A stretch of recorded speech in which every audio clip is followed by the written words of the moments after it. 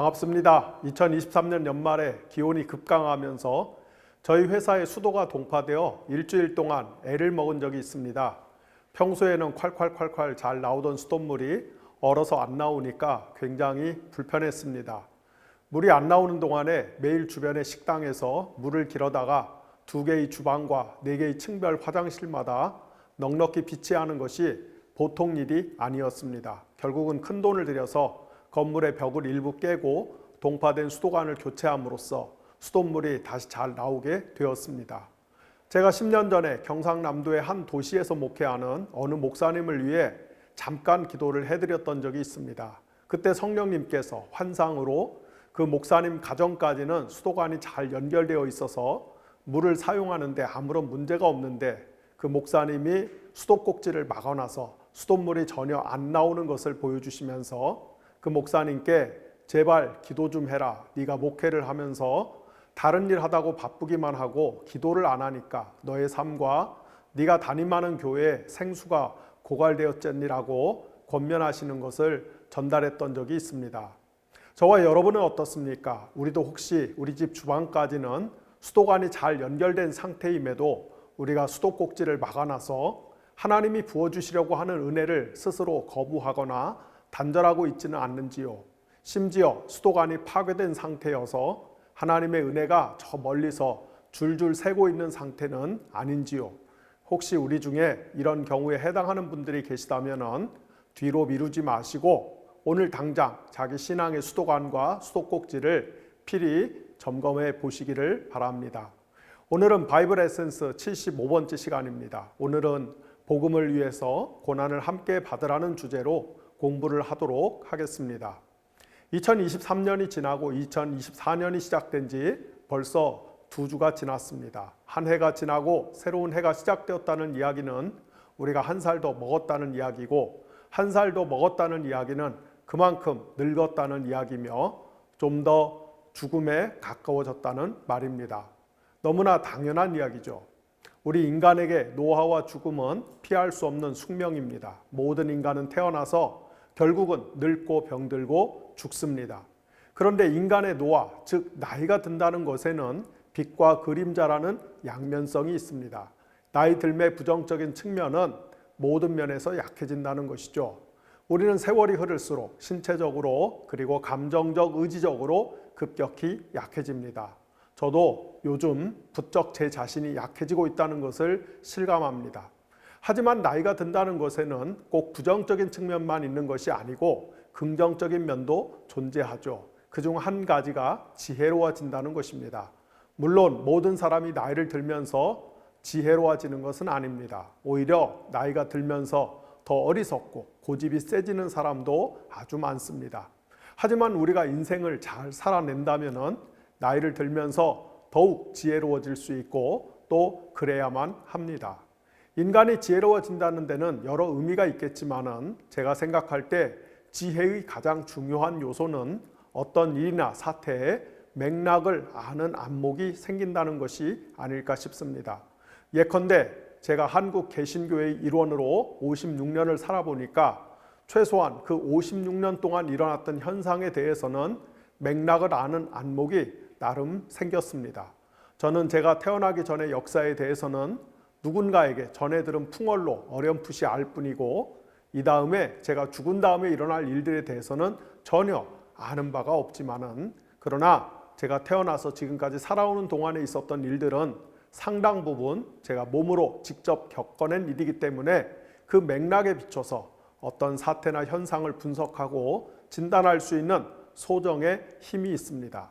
제가 생각할 때는 그 분석과 진단의 힘이 바로 지혜가 아닐까 싶습니다. 그리고 이런 지혜는 수학이나 과학 문제를 잘 풀 수 있다고 해서 생기는 것이 아니고 인생을 어느 정도 살아봐야 생기는 것이겠죠. 이를 약간 유식한 말로 표현하면 삶의 경륜이라고 할 수 있겠습니다. 제가 한국 개신교의 일원으로서 보냈던 어린 시절에는 교회에 가면 늘 듣는 이야기가 예수 믿으면 복 받는다는 것이었습니다. 제가 어린 시절에는 교회에서 예배가 어찌나 많았는지 모릅니다. 일주일에 거의 10몇 번씩 예배를 드렸습니다. 그런데 예배 시간마다 목사님들이, 우리 그리스도인들이 어떻게 살아야 잘 사는 것인지에 대해서는 제대로 설명을 못하고 그 대신에 우리가 왜 예수를 믿어야 하는지에 대해서만 열심히 가르쳤습니다. 대체 우리가 왜 예수를 믿어야 하는가? 그 이유는 한 가지 때문이었습니다. 예수 믿으면 복을 받을 수 있으니까. 복 받으려면 예수를 믿는 게 제일 효과적이니까. 좀 더 노골적으로 표현하면 산신령이나 귀신이나 부처님 믿는 것보다 예수님 믿는 게 복을 받을 가능성이 훨씬 높으니까 그래서 예수를 믿어야 한다고 열심히 가르쳤습니다. 기실 우리 민족은 원래부터 복에 관심이 많은 민족이죠. 그래서 우리 민족의 유전자 속에 녹아있는 신앙을 간단히 기복신앙이라고 표현하기까지 합니다. 그런데 우리 민족이 복에 대해서 그토록 집착하는 이유는 바꿔 말하면 그만큼 복이 없기 때문입니다. 복이 없으니까 그래서 삶이 고단하고 힘겨우니까 복을 받고 싶어 한 것이죠. 그럼 대체 우리 민족이 생각한 복은 무엇일까요? 답은 간단합니다. 복이라고 하는 한자어를 보면은 입구자 밑에 밭전자가 있습니다. 즉 밭에서 농사가 잘 되어 배불리 먹고 사는 것을 복이라고 생각한 것입니다. 앞서 말한 것처럼 이 말은 역으로 우리 민족이 늘 배고프게 살았다는 뜻입니다. 해마다 4월이 되면은 보릿고개라 하여 먹을 것이 없으니까 산에 가서 나무 뿌리 등을 캐다 먹으며 목숨을 연명해야만 했습니다. 그렇게 지지리도 가난하게 몇천 년을 살아왔으니까 제발 복을 받아서 등 따뜻하고 배불리 먹으며 살고 싶었던 간절한 염원이 우리 민족의 혈관 속에 강하게 흐를 수밖에 없었던 것입니다. 제가 1968년에 태어났습니다. 제가 태어나던 무렵, 그러니까 1960년대와 70년대는 우리나라 전체가 우리도 한번 잘 살아보세란 구호로 뒤덮였던 때였습니다. 당시는 박정희 대통령이 지긋지긋한 가난의 사슬을 끊으려고 경제 개발에 국가의 모든 역량을 몽땅 쏟아붓던 때였습니다. 또한 그 즈음에 개신교에서 조용기 목사가 등장해서 요한삼서 1장 2절을 근거로 예수 믿으면 영적인 구원을 받을 뿐만 아니라 범사가 잘 되고 건강해진다는 소위 삼중 축복을 설파해서 엄청난 인기를 끌었습니다. 아주 거칠게 표현하면은 어떻게 보면은 1970년대 박정희와 조용기가 힘을 합해서 대한민국의 가난의 사슬을 끊어냈다고 해도 과언이 아닐 정도로 당시는 나라 전체가 잘 먹고 잘 사는 복에 푹 빠져 있었던 때였습니다. 물론 개신교 외에 가톨릭이나 불교 신자들도 본래 복에 관심이 많았지만 그러나 한국 가톨릭의 경우에는 당시 수장이었던 김수환 추기경이 인권과 민주화에 관심이 컸기 때문에 개신교처럼 그렇게 노골적으로 복을 갈구하는 형태의 신앙을 추구하지 않았으며 불교의 경우에는 1960년대 초반 군사정권의 수사망을 피해 산으로 도망친 깡패들이 머리를 밀고 승려 행세를 하면서 속된 말로 밤마다 쇠파이프를 들고 상대의 사찰을 접수하기 위해 허구한 날 패싸움을 하던 때여서 불교가 한국 사회에 미친 영향력은 상대적으로 대단히 미미했습니다. 이에 반해서 한국 개신교는 조용기 목사를 위시하여 수많은 부흥사들이 주도한 축복송회를 통해 우리 민족도 예수 믿고 한번 제대로 잘 살아보세라는 기세가 대단했으며 이 축복의 복음 때문에 굉장히 많은 사람들이 개신교로 개종하는 현상이 벌어졌습니다. 그리고 여기에는 당시 도시화가 급격히 진행되면서 농촌을 떠나 도시로 몰려든 산업인력과 도시 빈민들을 개신교가 타 종교보다 훨씬 효과적으로 품어낸 것도 빼놓을 수 없는 요인이었습니다.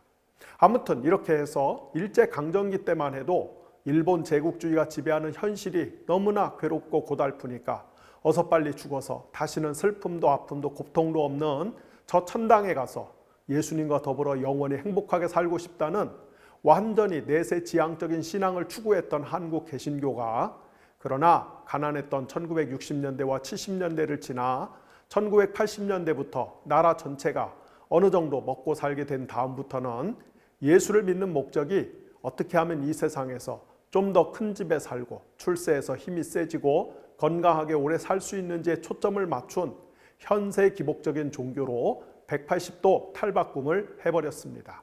그리고 그 결과 한국 개신교가 윤리가 실종된 종교 혹은 윤리가 부재된 종교로 전락하게 된 것입니다. 한국 개신교가 윤리가 사라진 그래서 오로지 현세에서 잘 먹고 건강하게 잘 사는 종교로 변질된 데는 비단 조용기 목사와 토종 부흥사들의 활약만 있었던 것은 아닙니다. 여기에는 1980년과 90년대에 미국과 라틴 아메리카 등에서 큰 성공을 거두은 소위 번영 설교자 혹은 신사도라고 불리는 외국인 목사들도 적잖은 영향을 미쳤고, 이는 주로 출판물을 통해 이루어졌습니다.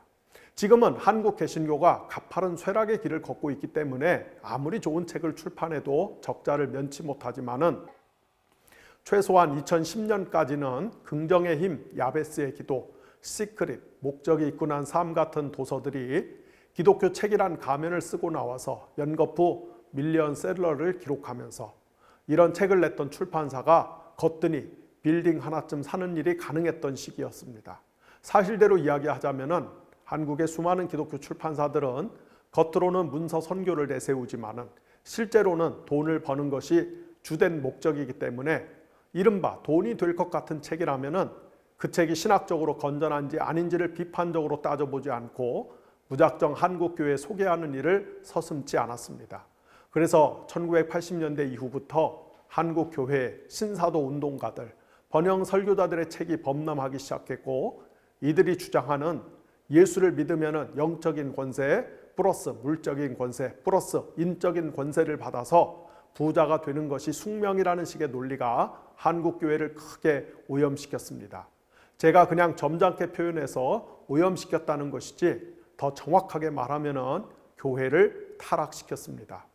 제가 태물결 플러스를 시작한 초창기에 이런 서구의 번영신학자들과 신사도 운동가들의 주장에 대체 무슨 문제가 있는지를 날카롭게 파헤친 바벨탑에 갇힌 복음이라고 하는 책을 출판한 적이 있습니다. 이 책은 20세기 중후반에 등장하여 물질적인 축복을 하나님의 뜻으로 둔갑시킨 거짓 복음을 전하여서 교회를 타락시켰을 뿐만 아니라 그 반대북으로 자기들은 개인적으로 큰 인기와 부를 축적한 사람들의 실체를 예리하게 지적한 책입니다.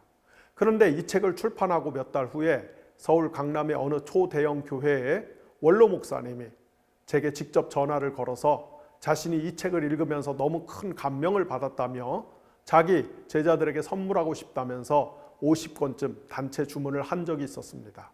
그 말을 듣고 제가 책이 단체 주문이 들어왔으니까 기뻐야 하는데 그게 아니고 너무 씁쓸한 마음이 들었습니다. 왜냐하면은 제가 보기에 그 원로 목사님이야말로 한국에서 둘째 가라면 서러워할 정도로 축복 설교로 교회를 크게 부흥시켰던 분이었기 때문입니다. 정작 본인은 강남 부자 신자들을 상대로 예수 믿고 복받자는 설교로 교회를 초대형 교회로 성장시켜 놓고 그래 놓고 번영 신학을 비판한 책에 깊은 감명을 받았다고 하니까 이 얼마나 아이러니한 일입니까? 한마디로 그분은 자기 성찰 또는 자기 객관화가 안 된 케이스라고 할 수 있겠습니다. 어쨌거나 지난 50년 동안에 한국 교회는 예수 믿고 복받자는 일념으로 오직 앞만 보고서 열심히 신앙생활 또는 교회 생활을 했고 그 결과 실제로 현세적인 복을 받은 것도 사실입니다.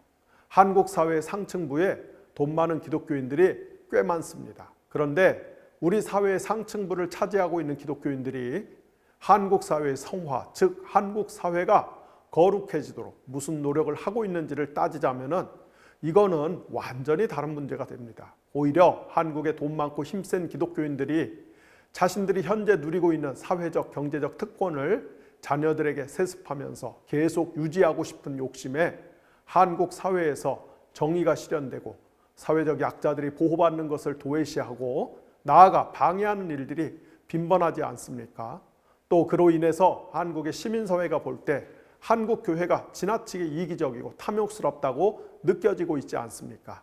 또 그것이 궁극적으로는 우리 기독교 전도와 선교에 심각한 걸림돌이 되고 있지는 않습니까? 그렇다면 지난 50년 동안에 한국 교회가 받은 경제적이고 사회적인 복은 성경적인 의미에서 과연 진짜 복이라고 말할 수 있을까요? 바로 이것이 오늘 우리가 따져볼 질문입니다. 하나님의 말씀인 성경은 우리 그리스도인들에게 복에 대해서 뭐라고 가르칠까요? 분명히 말씀드리지만은 우리의 신앙은 하나님의 말씀인 성경에 기초해야만 합니다. 우리는 이름이 널리 알려진 혹은 대중적인 영향력이 큰 어떤 신학자나 설교자, 성경 교사의 의견과 주장을 따라 신앙생활을 하려고 하는 그런 유혹에 넘어가면 안 됩니다. 여러분이 출석하는 교회 담임 목사님의 설교가 아무리 귀에 달콤하게 들려도 그러나 그 설교가 성경에 기초한 주장이 아니라면은 여러분은 이를 올바로 분별하고 걸러서 들어야만 합니다. 그러려면은 여러분이 평소 성경을 부지런히 읽고 또 올바로 배우는 일에 힘써야만 합니다. 그래야만이 자신의 신앙을 스스로 지킬 수 있는 힘이 길러지기 때문입니다. 그렇다면은 과연 성경은 복에 대해서 뭐라고 말씀할까요? 먼저 구약 성경만을 놓고 보면은 확실히 하나님을 잘 믿으면은 현세에서 물질적, 사회적 복을 받는다는 가르침이 우세합니다. 대표적으로 아브라함이나 다윗의 경우를 보면은 하나님을 잘 믿어서 복을 받은 것이 사실입니다. 구약 성경 일부에서 하나님을 잘 섬기면은 물질적이고 사회적인 복을 받는다는 것을 강조한 주된 이유는 최소한 구약 시대에는 넷에 대한 개념이 거의 발달하지 않았던 때였기 때문입니다. 그래서 구약 시대의 성도들은 자신과 하나님과의 올바른 관계를 내세가 아닌 현세적인 축복으로 평가할 수밖에 없었습니다. 이것이 구약 시대에는 사람이 하나님을 잘 믿고 현세적 축복을 받는 것에 좀 더 강하게 초점을 맞춘 이유입니다. 하지만 그게 전부는 아니죠. 구약 시대에도 가령 예언자들처럼 하나님을 잘 믿었더니 오히려 극심한 고난을 당한 케이스들도 많습니다. 그 다음 신약 성경에서는 하나님을 잘 믿는 사람에게 주어지는 복이 물질적, 사회적 차원에 국한되지 않고 여기서 한 걸음 더 나아가 하나님이 주시는 복이 내면화 또는 성품화 됩니다. 그래서 가령 마태복음 5장에 나오는 팔복을 보면은 복의 성품화 또는 인격화가 이루어지는 것을 볼 수 있습니다. 누가 복 있는 사람입니까? 돈이 많고 힘센 사람이 아니라 거룩한 그리고 성숙한 성품을 가진 사람이 복 있는 사람입니다. 쉽게 말해서 예수 그리스도의 성품을 자기 것으로 만든 사람, 곧 그리스도의 형상을 닮아가는 사람이 복 있는 사람입니다. 그런데 어목한 피라미드 체제에서 한 칸이라도 더 높이 오르기 위해 만인이 만인에 대해 투쟁하고 갈등하는 세상에서 예수 그리스도를 닮은 온유하고 겸손한 성품을 내면화하고 사는 사람들은 필연적으로 고난을 당할 수밖에 없습니다. 그래서 하나님을 진짜로 믿는 사람들은 이 세상에서 고난을 당할 수밖에 없습니다. 즉 기독교 신앙과 고난은 불과 분리의 관계입니다. 실제로 우리가 예수님의 삶의 여정을 살펴보면은 예수님이 공생의 초반에 하나님 나라를 선포하면서 병자를 고치고 귀신을 내쫓고 온갖 신기방기한 기적을 행하신 것이 사실이지만 그러나 예수님의 공생의 후반부에서는 그분이 온통 고난으로 일관하는 삶을 사신 것을 볼 수가 있습니다. 이것은 예수님의 가장 충실한 제자요 대변자였던 사도 바울의 경우도 마찬가지입니다. 그리스도인 바울의 인생을 관통하는 단 하나의 키워드를 꼽으라면 단연코 고난을 들 수 있습니다. 바울은 그리스도인으로서 처음 거듭났을 때부터 시작해서 로마의 형장에서 이슬로 사라질 때까지 일생 동안 고난의 침묵으로 만들어진 선로 위를 달리는 기차와 같은 삶을 살았습니다. 사도행전 9장 16절에 보면은 예수님이 바울을 사도로 선택한 이유가 잘 나오죠. 여기 보면은 예수님은 바울을 사도로 선택한 이유에 대해서 그가 내 이름을 위하여 얼마나 많은 고난을 받아야 할지를 내가 그에게 보여주려고 한다라고 말씀하고 계십니다. 그리고 실제로 바울은 고린도 후서 11장 23절 이하에서 고백하듯이 사도로서의 삶 전체에 걸쳐 지독한 고난으로 꽉 채워진 삶을 살았습니다. 글쎄요, 만약 사도 바울이 없었다면 기독교가 지난 2000년 동안 존재했던 지금 이 모습 그대로 존재할 수 있었을까요? 바울이 개척한 교회와 바울이 쓴 편지들이 없었다면 우리는 지난 2000년 동안 기독교가 어떤 형태로 발전했을지 전혀 예측할 수 없을 정도로 우리 그리스도인들이 사도 바울에게 진 빚은 실로 엄청납니다. 바울은 기독교 선교의 초석이 되는 교회들을 세웠고 또한 기독교 교리의 근간이 되는 편지들을 남겼습니다. 사실상 지난 2000년 동안 출연했던 위대한 신학자들의 엄청난 저작과 이론은 모두 사도 바울이 남긴 편지의 각주에 지나지 않습니다. 수많은 신학자와 설교자들이 바울이 주장한 신론, 기독론, 구원론, 성령론, 교회론, 종말론 등등에 대해서 방대한 분량의 책과 논문을 쓰고 설교를 합니다. 하지만 이들이 대체로 간과하는 것이 하나 있는데요. 바로 바울이 겪은 고난입니다. 희한하리만큼 그동안 교회는 바울의 고난에 대해서 애써 무시하거나 외면해온 경향이 있습니다. 하지만 바울의 삶과 사역 그리고 그의 가르침의 핵심에는 언제나 고난이 있었습니다.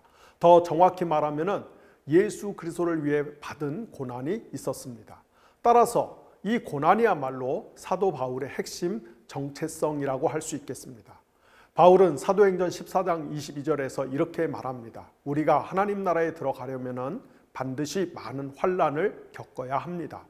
또 빌립보서 1장 29절에서는 이렇게 말합니다. 하나님께서는 여러분에게 그리스도를 위한 특권, 즉 그리스도를 믿는 것뿐 아니라 또한 그리스도를 위해 고난을 받는 특권도 주셨습니다. 한 걸음 더 나아가 디모데후서 1장 8절에서는 다음과 같이 말합니다. 복음을 위하여 고난도 함께 겪으십시오. 바울은 말뿐만 아니라 실제로 자신의 삶을 통해서도 그리스도를 위해 받는 고난이야말로 자신의 정체성의 핵심 요소임을 밝힙니다. 그는 갈라디아서 6장 17절에서 이렇게 말합니다. 나는 내 몸에 예수의 상처 자국을 지고 다닙니다. 이와 유사하게 골로새서 1장 24절에서는 다음과 같이 말합니다. 이제 나는 여러분을 위하여 고난을 받는 것을 기쁘게 여기고 있으며 그리스도의 남은 고난을 그분의 몸 곧 교회를 위하여 내 육신으로 채워가고 있습니다. 요약하면은 예수님은 마가복음 8장 34절에서 나를 따라오려고 하는 사람은 자기를 부인하고 자기 십자가를 지고 나를 따라오너라 라고 가르치셨는 바 사도 바울이야말로 예수님의 이 가르침에 가장 충실하게 살았던 사람이라고 할 수 있습니다. 그런데 기독교 신앙의 핵심, 나아가 기독교 신앙에 기초한 삶의 핵심을 고난에 두고 있는 예수와 바울의 가르침은 현대인들에게는 낯선 정도가 아니라 뜨악할 정도로 불편하고 못마땅한 주장입니다. 일본의 모리오카 마사히로라는 사람이 쓴 무통문명이라고 하는 책이 2005년에 우리말로 소개된 적이 있습니다. 무통문명, 즉 고통이 없는 문명이란 고통을 극도로 싫어하고 회피하는 현대 문명의 속성을 꼬집는 표현입니다. 현대인들은 고통을 피하기 위해 또는 고통을 완화하기 위해 관련 산업을 크게 발전시키면서 고통이 없는 유토피아를 추구합니다. 심지어 아이를 출산할 때도 언제부터인가 무통분만을 시도하는 사람들이 많습니다. 이것이 현대 문명의 특징입니다. 어디 세상만 그렇습니까? 교회도 별반 차이가 없죠. 절대 다수의 교회가 고난을 안 좋게 봅니다. 그리스도인들이 고난을 당하는 것은 그가 신앙이 안 좋거나 교회에 충성을 안 했거나 또는 숨겨진 죄가 있거나 더 나아가 3대 혹은 4대쯤 되는 조상들의 죄가 영향을 끼치고 있기 때문입니다. 따라서 고난을 겪는 사람은 기필코 이런 문제를 해결하고 하나님께 복을 받아야 합니다. 그리고 이렇게 교회에서 반고난적인 정서와 문화가 발달할수록 역으로 고난을 겪는 사람을 위로하고 격려하며 치유하는 힘은 소멸되고 그 대신에 고난당하는 사람들을 평가절하하고 조리돌림하는 문화만 기승을 부립니다. 결국 교회 역시 무통문명에 최적화된 사람들만 존재할 수 있는 기형적인 공동체로 변질될 수밖에 없습니다. 하지만 사도 바울은 우리에게 그런 가르침을 물려주지 않았습니다. 오히려 그는 확신을 갖고 다음과 같이 외칩니다. 하나님께서는 여러분에게 그리스도를 믿는 특권뿐 아니라 그리스도를 위해 고난을 받는 특권도 주셨습니다. 따라서 여러분 복음을 위하여 고난을 함께 겪으십시오. 복음이란 무엇입니까? 우리는 이전의 강의를 통해서 바울이 전하는 복음은 바로 예수 그리스도 자신이라는 것을 자세히 살펴보았습니다. 바울에게 있어 기독교 복음은 예수 믿고 현세에서 복받는 것이 아니었습니다. 바울은 하나님의 아들 예수가 복음 그 자체다라고 힘주어 주장합니다. 곧 다윗의 후손으로 이 땅에 오신 예수의 출생부터 생애 그리고 십자가의 죽음과 부활에 이르기까지 예수님의 존재 자체가 복음의 핵심 내용입니다. 이것은 바꿔 말하면은 예수가 구약의 예언자들이 예고했던 바로 그 구원자라는 뜻이죠. 바빌론 포로기 이후 등장한 구약의 예언자들은 한결같이 하나님께서 때가 이르면은 메시아, 왕, 대제사장, 목자 같은 구원자를 보내셔서 이스라엘 민족을 구원하실 것을 예고했습니다. 특별히 대제사장, 목자 같은 종말론적인 구원자는 흩어진 하나님의 백성을 한데 모으고 성전을 재건하며 희년을 선포하여 모든 사람이 사랑과 정의로 더불어 잘 사는 세상을 만드실 것입니다. 바로 이런 맥락에서 예수 그리스도는 이 땅에 오셔서 공생애를 시작하면서 특별히 요한복음 2장에 따르면 새로운 성전을 세우는 것을 자신의 가장 큰 사명으로 제시하셨고, 또한 특별히 누가복음 4장에 따르면 희년을 선포하여 사회적 약자를 보살피고 치유하는 것이 자신의 핵심 사명이라고 강조하셨으며, 실제로 공생의 내내 그렇게 사셨습니다. 그 결과 예수의 공동체에는 사람 위에 사람이 없고 사람 아래 사람이 없는, 나아가 세상적 기준으로 볼 때 주님과 선생이 된 사람일수록 오히려 타자의 발 밑에서 무릎을 꿇고 다른 이의 발을 씻겨주는 역피라미드 사회가 형성되었습니다. 하지만 로마 제국을 정점으로 그 밑에 유대 팔레스타인의 현지 지배인들이 구축한 강고한 피라미드 체제에 기생하여 사는 기득권 세력들은 이런 예수 운동이 내포한 불온함을 간파하고 그 위험한 운동의 싹을 제거하기 위해 예수를 십자가에 못 박았습니다.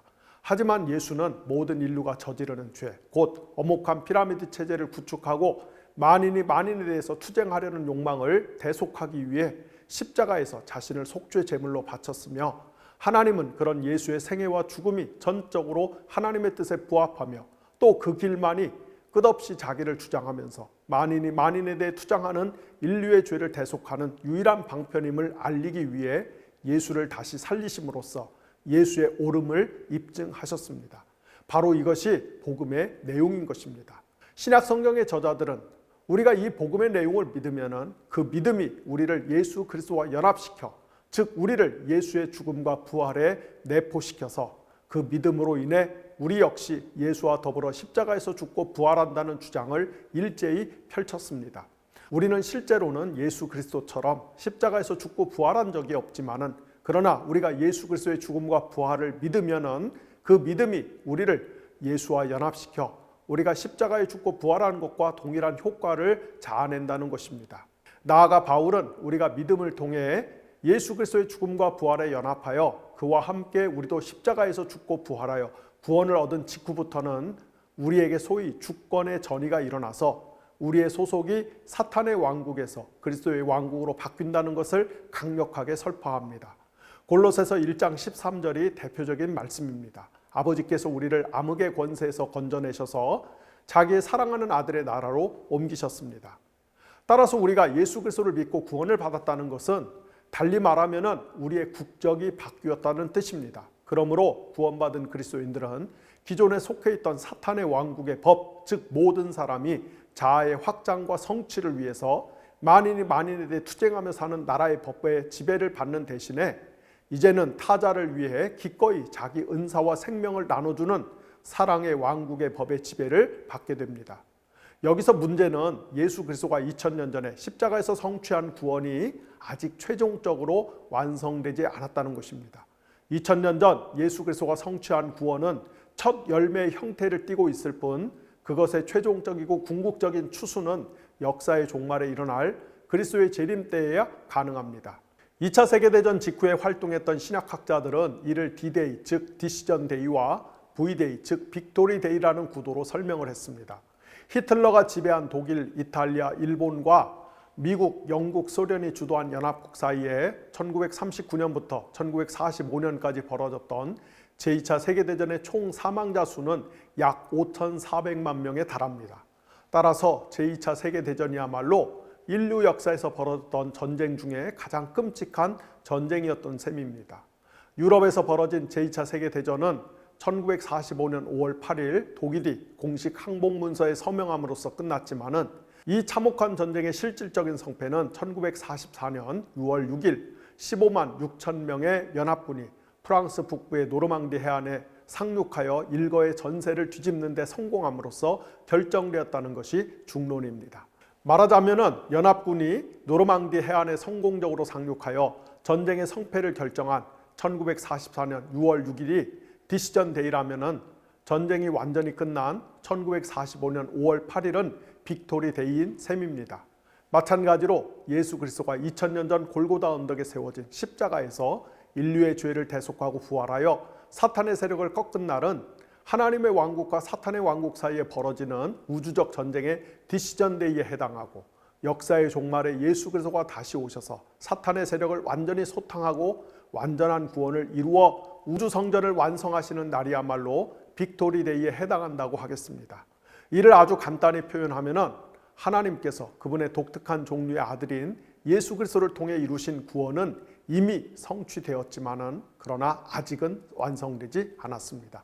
또는 하나님께서 예수 그리스도를 통해 시작한 하나님 나라는 이미 출범하였지만 아직 종착지에 도착하지 않았다고 말할 수 있겠습니다.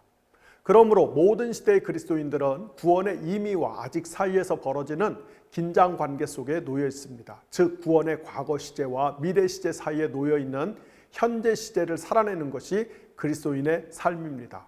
그리고 이 구원의 현재 시제 동안에 우리는 사탄의 왕국에 속한 자가 아니라 예수 그리스도의 왕국에 속한 백성으로서 또 그 나라의 백성답게 그리스도의 주권에 순종하고 충성하면서 살아야만 합니다. 그런데 아직 그리스도의 왕국이 완성된 것이 아니라 여전히 종말론적인 완성을 향해서 가고 있는 동안에는 미래에 완성될 하나님 나라의 최종적 구원이 도래하는 것을 극도로 싫어하고 반대하는 사탄의 저항과 발악이 계속되고 있습니다.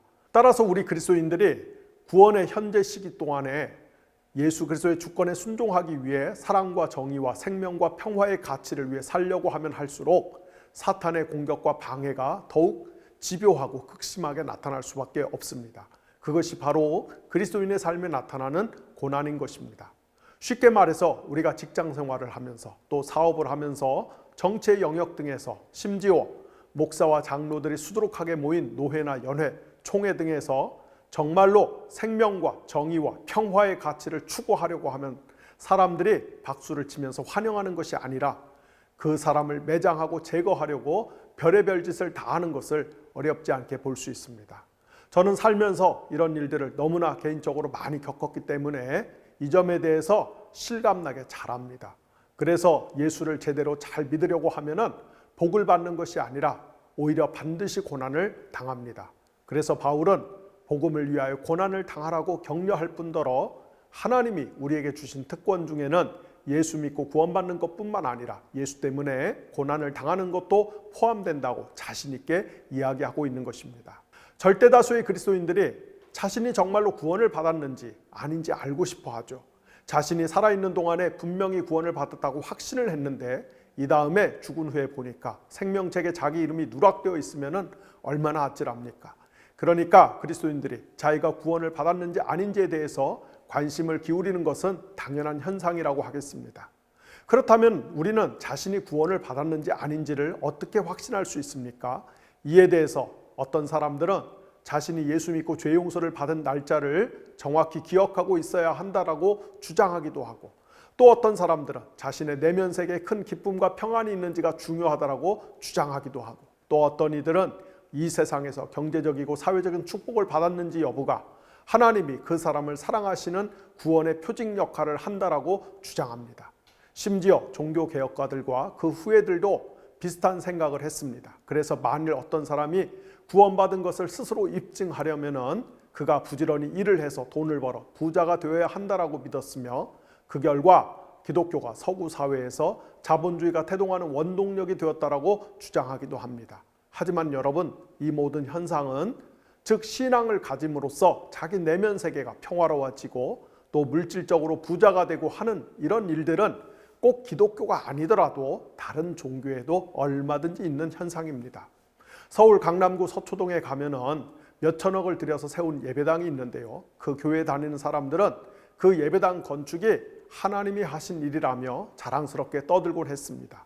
그런데 저는 그 말을 들을 때마다 삼성그룹이 생각이 나더라고요. 주지하듯이 삼성그룹 일가는 독실한 원불교 신자이고 삼성이 가진 돈은 서초동의 그 교회와는 비교할 수 없이 많습니다. 그렇다면 삼성의 복을 준 신은 대체 어떤 신입니까? 그 신은 물질적 사이즈만 놓고 보면은 기독교의 하나님보다 훨씬 더 큰 존재가 아닙니까?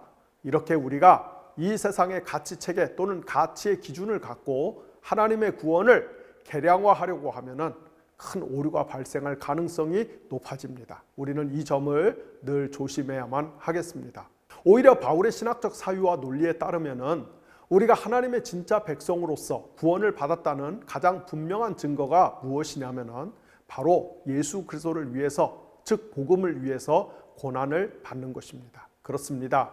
참된 고난이야말로 우리가 사탄의 왕국에 속한 자가 아니라 하나님 나라의 참된 일원임을 증명하는 가장 확실한 증거입니다. 사탄과 사탄의 사주를 받는 이 세상은 크든 작든 상관없이 강고하고 엄혹한 피라미드 체제를 지향하면서 모든 사람이 서로에 대해서 갑질을 하려고 혈안이 된 사회입니다. 어떤 사람은 그 갑질 경쟁에서 승리하여 더 높은 우월적 지위를 만끽하며 우쭐거리고 사는 반면에 그보다 훨씬 더 많은 사람은 그 전쟁에서 패하여 을이 아니라 병, 심지어 정의 신세가 되어서 피라미드 체제의 밑바닥을 간신히 떠받들며 죽지 못해 하루하루를 사는 비참한 인생으로 전락하기 일쑤입니다. 그리고 우리는 이런 세상에서 어떻게든 살아남기 위해서 자신을 쥐어짜면서 미친 듯이 살아가고 있습니다. 당연히 이런 세상에서는 정의와 평화, 사랑과 섬김 같은 생명의 현상을 찾아보는 것이 여간 어려운 일이 아니지요. 그런데 창조주 하나님께서는 바로 이런 불의한 세상을 구원하시기 위해 자신의 사랑하는 외아들 예수 그리스도를 보내셨습니다. 예수는 사망의 힘이 판을 치는 세상 한복판에서 생명의 가치와 힘으로써 죽은 자를 살리시고 아픈 자를 고치시며 귀신 들린 자를 깨끗하게 하시고 멸시받고 버림받은 자들을 환대하셨으며 배고픈 자들을 배불리 먹이셨습니다. 그 결과 피라미드 체제의 정상을 장악하고 사망의 힘을 행사하는 자들의 미움을 받아 결국은 십자가에서 처형당하셨습니다.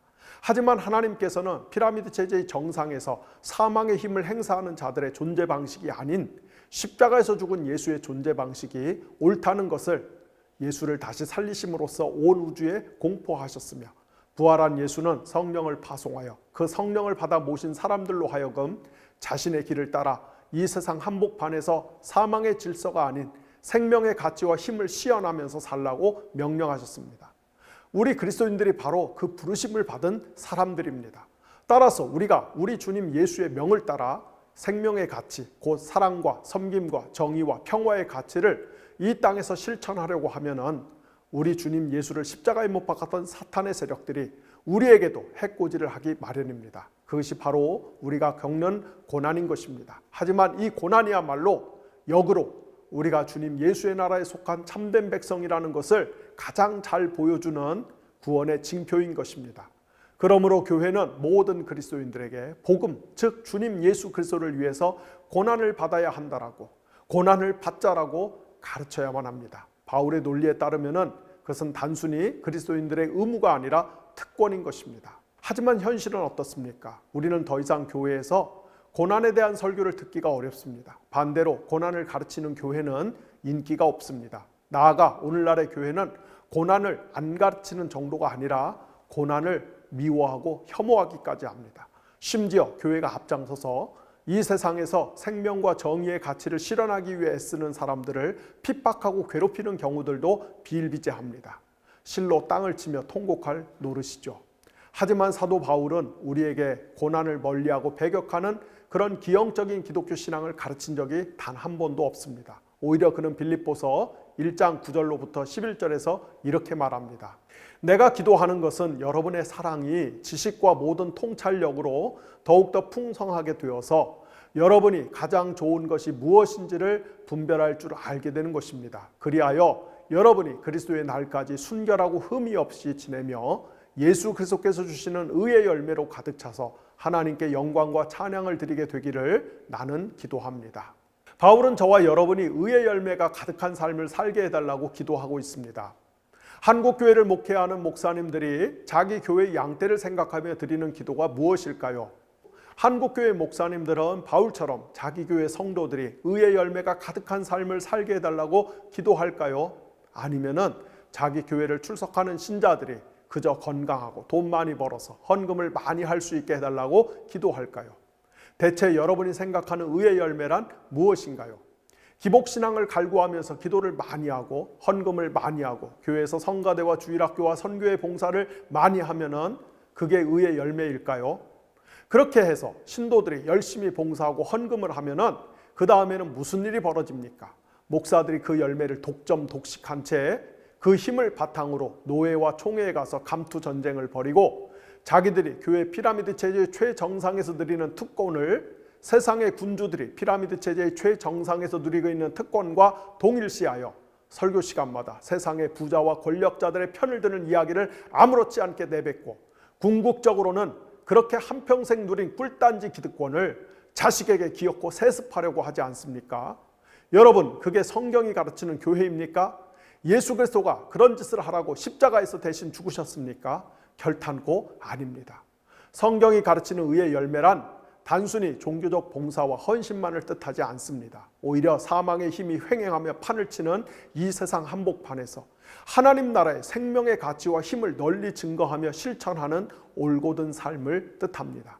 예컨대 전쟁의 광기와 공포가 지배하는 한반도의 분단 체제에 맞서서 평화와 협력을 강조하는 것, 상위 10%만을 위한 정치와 정책이 질주하는 세상에서 하위 50% 이하의 사회적 약자를 보호하고 편드는 정치적인 발언과 선택을 하는 것, 약육강식의 동물적 본능이 지배하는 교육 현실에서 모든 사람이 더불어 잘 사는 공부를 하자고 외치고 저항하는 것, 사람의 정신세계를 골병들게 하는 가짜뉴스로 먹고 사는 비뚤어진 언론 현실에서 진실을 찾아 외치는 노력을 게을리하지 않는 것, 예수를 빙자한 기독교 무당들이 장악한 타락한 교회 강단을 향해서 아니오라고 말할 수 있는 것, 다수의 사람들이 애꾸눈을 하고 술 취한 사람 마냥 비틀거리며 살아가는 세상에서 혼자라도 두 눈을 크게 부릅뜨고 똑바로 걷는 것, 그것 때문에 미움을 받고 살해의 위협을 당해도 한 귀로 흘려들으면서 예수님이 맡겨주신 십자가를 지고 우리 시대의 골고다 언덕을 걸어 올라가는 것, 바로 그런 삶의 자취를 뜻하는 것입니다. 한번 여러분 진지하게 생각해 보십시오. 만약 한국 교회 안에 맹목적으로 목사에게 충성하고 자기 교회만 최고인 줄로 알며 삶의 모든 에너지를 그 교회 프로그램을 돌리는 데 바치기 급한 우민화된 신자들 대신에 제가 방금 앞에서 말씀드린 것처럼 이런 종류의 정의와 평화의 씨앗을 뿌리고 비가 오나 바람이 오나 그 묘목을 정성스럽게 돌보아서 마침내 추수의 때가 되어 열매를 거두는 그리스도인들이 많아진다면 한국 교회와 한국 사회가 지금과 비교해서 어떻게 달라질지를 한번 생각해 보시기를 바랍니다. 분명 엄청나게 다른 세상이 활짝 열릴 것입니다. 그리스도인들의 삶에서 복음을 위해 겪는 고난이 우리가 사탄의 왕국에 속한 자가 아니라 하나님의 나라에 속한 참 백성, 따라서 우리가 참된 구원을 받은 자라는 것을 증명하는 시금석인 것뿐만 아니라 우리가 이 세상에서 하나님 나라를 위해 겪는 고난은 우리 자신의 구원의 완성을 위해서도 대단히 중요합니다. 제가 73강 시간에 잠깐 말씀드렸듯이 종교개혁의 전통에 서 있는 그리스도인들은 바울이 사용한 구원의 범주 중에 칭의와 성화를 구별해서, 통상 칭의는 우리가 하나님의 은혜로 구원받은 것을 묘사하는 그림 언어로, 성화는 칭의의 은혜를 받은 사람이 그 다음에 밟아가야 할 구원의 질서로 이해하였지만은, 실제로 바울 서신을 꼼꼼히 읽어보면 바울은 결코 칭의와 성화를 별개의 구원의 단계로 이해한 적이 없고, 그 대신에 칭의와 성화를 자신의 편지를 받아보는 수신인들의 상황에 맞춰서 동일한 개념으로 사용하고 있다는 것을 알 수 있습니다. 그래서 바울에게는 칭의와 성화 모두 우리가 하나님의 은혜로 구원받은 것을 묘사하는 일종의 이음 동의어입니다. 즉 같은 뜻을 지녔지만은 발음이 서로 다른 그림 언어입니다. 이렇게 바울이 칭의와 성화를 같은 구원의 개념으로 사용하고 있기 때문에 바울은 칭의와 성화 모두를 구원의 세 가지 시제, 즉 구원의 과거, 구원의 현재, 구원의 미래로 표현하곤 합니다. 쉽게 말해서 우리가 하나님의 은혜로 예수 그리스도를 믿음으로써 의롭게 되었다면, 또는 거룩하게 되었다면, 우리는 우리의 의로움 혹은 거룩함이 미래에 완성될 때까지 현재의 삶에서 의의 열매를 맺음으로써 우리의 의로움과 거룩함을 계속 심화시켜 가야 한다는 것입니다. 다시 말씀드리지만은 우리의 구원은 아직 완성된 것이 아니라 여전히 완성을 향해 가는 도상에 있는 실체입니다. 따라서 우리는 어제보다는 오늘이, 그리고 오늘보다는 내일 한 발자국이라도 더 구원의 완성을 향해 전진해야만 합니다. 우리는 바울이 빌립보서 3장 14절에서 고백했듯이 표대 혹은 결승점을 향해 최선을 다해 질주하는 달리기 선수같이 구원의 경주에 임해야만 합니다. 그런데 우리가 미래에 우리의 구원이 완성될 때 그때 우리의 모습은 어떤 상태일까요? 그것은 우리가 예수 그리스도에게 완전히 일치하여 예수 그리스도와 똑같아지는 것입니다. 그것은 바울이 갈라디아서 2장 20절에서 고백한 바를 따라 묘사하면은 나는 그리스도와 함께 십자가에 못 박혔습니다. 이제 살고 있는 것은 내가 아닙니다. 그리스도께서 내 안에서 살고 계십니다. 와 같은 상태인 것입니다. 이것이 바로 우리의 종말론적인 구원의 목표입니다. 간혹 보면은 어떤 사람들이 꿈에 또는 환상 중에 천국에 갔다 왔다고 하면서 천국에 가보니까 자기는 집이 100평쯤 되고 고급 자가용과 맛있는 식탁을 상급으로 받았다고 자랑하는 것을 접하게 되는데요. 이런 세속적인 자랑질을 하는 것 자체가 그 사람이 구원을 받으려면 아직도 한참 멀었다는 것을 반증하는 증거입니다. 과거와 현재 진짜로 구원을 받은 사람, 그리고 미래 그 구원이 최종적으로 완성된 사람은 자기에게는 자랑할 것이 전혀 없습니다. 그는 미래의 천국에서는 오직 예수 그리스도만 자랑합니다. 왜냐하면 예수 그리스도와 합하여 그분과 하나가 되었기 때문입니다. 그러나 지금 이 세상에서는 우리가 이런 경지에 도달하기가 쉽지 않죠. 사실대로 말하면 거의 불가능합니다. 왜냐하면 우리의 구원의 이미와 아직 사이, 즉 구원의 과거와 미래 사이에서 이 세상의 질서에 속한 몸을 입고 현재의 시간 동안에 우리에게는 끊임없이 자신을 자랑하고픈 강력한 권세가 작동하기 때문입니다. 그 결과 우리는 우리 스스로의 힘으로 뭔가를 성취함으로써 자신을 뽐내며 과시하고 싶고, 우리 스스로 삶의 안전과 행복을 도모함으로써 내가 나에게 구원의 피난처와 의지처가 되고 싶은 욕망의 지배하에 살 수밖에 없는 연약한 존재입니다. 정도의 차이가 있을지언정 이 권세는 모든 인간에게 똑같이 마술을 뻗어 그를 지배합니다. 그래서 우리에게는 하나님이 허락하시는 고난이 꼭 필요합니다. 고난을 통해서 우리는 우리 자신이 정말 별것 아니라는 것, 나아가서 우리가 형편없는 존재라는 것, 따라서 우리가 스스로를 의지하고 뽐낼 수 없다는 것을 절감하게 됩니다.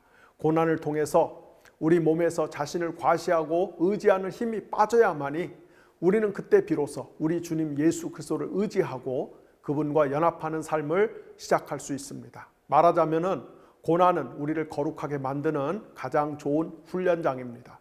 사도 바울은 이 사실을 고린도후서 12장에서 아주 감명 깊게 묘사하고 있습니다. 그는 자신이 과거에 셋째 하늘 곧 낙원에 올라간 적이 있었으며 그곳에서 대단한 신비 체험을 했다고 고백한 후에, 그러나 하나님께서 자신이 행여라도 교만해질까 봐 가시를 육체에 심어주셨다고 말합니다. 이 가시가 무엇인지는 정확히 알 길이 없으나 아마도 바울이 갈라디아서 6장 11절에서 편지의 말미에 큰 글자로 자필 서명을 했다고 말하는 것을 보아서 바울의 시력에 어떤 큰 약점이 있었던 것이 아닌가 추측을 해볼 수 있습니다. 아무튼 바울은 자신의 육체에 박힌 가시를 빼달라고 주님께 3번이나 간청했지만은 그러나 주님께서 이렇게 응답하셨다고 고백합니다. 내 은혜가 네게 족하다. 내 능력은 약한 데서 완전하게 된다. 예수님으로부터 이런 뜻밖의 응답을 받은 바울은 그러므로 이렇게 고백하죠. 그리스도의 능력이 내게 머무르게 하기 위하여 나는 더욱더 기쁜 마음으로 내 약점들을 자랑하려고 합니다. 그러므로 나는 그리스도를 위하여 병약함과 모욕과 궁핍과 박해와 곤란을 겪는 것을 기뻐합니다. 내가 약할 그때에 오히려 내가 강하기 때문입니다. 바울은 자신이 고난의 풀무를 통과하며 연약해질수록 그리스도의 십자가에 더욱더 일치할 수 있다는 것을 깨달았던 것입니다. 경기도 안성에 가면은 슈브 아트 갤러리라는 곳이 있습니다. 이곳은 나무로 만든 십자가만을 전문적으로 전시하고 또 커피와 음료수를 파는 곳입니다. 여러분이 짬을 내서 슈브 아트 갤러리에 가보시면은 아마도 전 세계를 통틀어 이곳에서만 볼 수 있는 멋진 나무 십자가를 다수 구경할 수 있을 것입니다.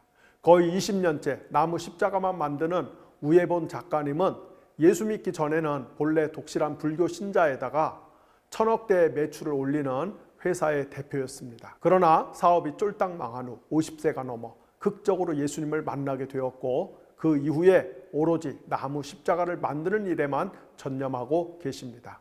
2023년 5월부터 저희 회사에서 한 달에 한 번씩 사람들이 모여서 예배를 드리고 있는데요.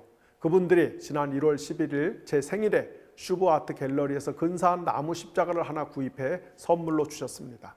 우예본 작가님이 저보고 몇 개의 작품을 제시한 후 가장 마음에 드는 십자가를 고르라고 해서 제가 나무 속의 결이 상당히 닳고 헐은 것을 골랐습니다. 사람들이 왜 이 십자가를 골랐냐고 묻길래 제가 예수님을 섬기느라 속이 잔뜩 부서지고 문드러진 제 마음을 잘 표현하는 것 같아서 그 십자가를 선택했다라고 답했습니다. 그렇습니다. 저도 젊었을 때는 마음이 금강석처럼 야무지고 단단하고 매끄러웠습니다. 하지만 지난 세월 동안 적지 않은 고난을 겪으면서 또 그 고난을 참아내면서 속이 너덜너덜하리만큼 닳고 헐었습니다. 하지만 제 마음이 문드러진 것에 비례하여 제 자신이 예수님의 십자가 쪽으로 꽤 많이 이동했습니다. 그리고 시간이 갈수록 저를 뽐내고 자랑하는 것이 아니라 예수님의 십자가를 의지하고 그 십자가에 달리신 주님께 일치하고픈 열망이 커집니다. 고난이 저를 조금씩 성화시키고 있는 것입니다. 조금 다른 이야기입니다만은 우리 그리스도인이 고난을 당할 때 취해야 할 행동 4가지를 간략히 말씀을 드리고 싶습니다. 첫째로 생각해야만 합니다. 우리는 고난을 당할 때 그 고난의 원인이 무엇인지, 그리고 우리에게 고난을 허락하신 하나님의 궁극적 뜻이 무엇인지를 성찰하고 생각해야만 합니다. 즉 우리가 잘못해서 하나님께 책망을 받는 것인지, 아니면 하나님께서 우리를 더 강하게 훈련시키기 위해서 일부러 고난의 용광로에 넣었다 빼셨다를 반복하고 있는지를 먼저 깨달아야만 하겠습니다. 둘째로 믿어야 합니다. 우리는 고난을 당할 때 아무리 고통스럽고 힘든 여정을 통과한다 해도 그러나 하나님께서 언제나 우리와 함께 하시며 우리를 도와주실 것을 신뢰해야만 합니다. 셋째로 기도해야만 합니다. 가랑비에 옷이 젖는다는 말이 있듯이, 또 매 앞에 장사 없다는 말이 있듯이 우리는 몸을 입고 있는 존재이기 때문에 고난의 강도가 지나치게 세지거나 고난의 기간이 늘어나면 어쩔 수 없이 낙심하고 절망하며 심지어는 신앙을 잃어버리거나 정신적인 어려움을 겪을 수도 있습니다.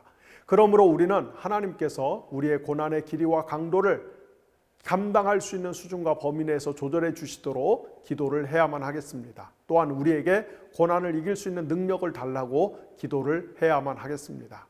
넷째로 나누어야만 합니다. 우리는 고난을 당할 때 다른 그리스도인들에게 우리 자신의 형편과 사정을 소상히 알리면서 기도를 부탁할 수 있어야만 합니다. 따라서 우리가 안전하게 신앙생활을 하려면 건강하고 성숙한 공동체가 필수입니다. 건강하고 성숙한 공동체는 특별히 하나님 나라의 의를 위해서 고난을 겪는 지체들을 격려하고 위로하며 그를 위해 중보 기도할 뿐만 아니라 필요한 경우에는 경제적인 짐을 나눠질 수 있습니다. 우리에게는 그런 공동체가 필수입니다. 제가 6년 전쯤에 어느 중견 언론인과 상담을 한 적이 있습니다. 당시 그분이 부강한 말기 상태였습니다. 제가 그분을 위해 기도를 하는데 성령님께서 환상을 하나 보여주셨습니다. 그 환상의 내용은 태풍이 불어닥치는데 커다란 나무들이 쓰러지지 않고 잘 버티는 장면이었습니다. 거친 태풍 앞에서 나무가 쓰러지지 않고 버틸 수 있는 이유는 그 나무들의 뿌리가 땅 밑에서 서로 촘촘하고 단단하게 얽혀 있었기 때문이었습니다. 성령께서 그 장면을 보여주신 후에 그 언론인에게 나무의 뿌리처럼 다른 그리스도인들과 중보 기도로 연합하여 이 어려움을 이겨내라고 당부하셨습니다. 하지만 애석하게도 그 언론인에게는 그런 성숙하고 따뜻한 공동체가 부재했습니다. 그분이 재직하는 회사는 국내에서 가장 큰 기독교 언론사였음에도 불구하고 그곳의 직원들은 동료를 위해 기도할 줄 몰랐습니다.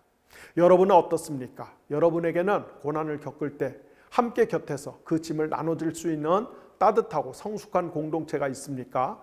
여러분은 그런 공동체를 만들기 위해 지금 얼마나 수고하고 애쓰고 있습니까?